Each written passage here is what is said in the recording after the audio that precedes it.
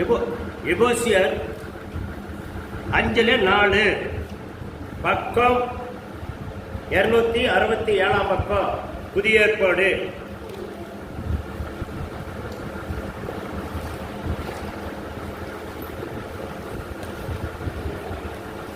எபேசியர் 5:4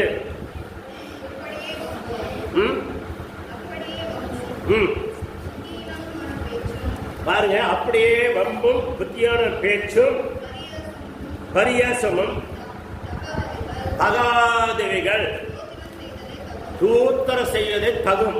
இதுதான் தலைப்பு. இதை நீங்க நல்லா புரிஞ்சுக்கோங்க.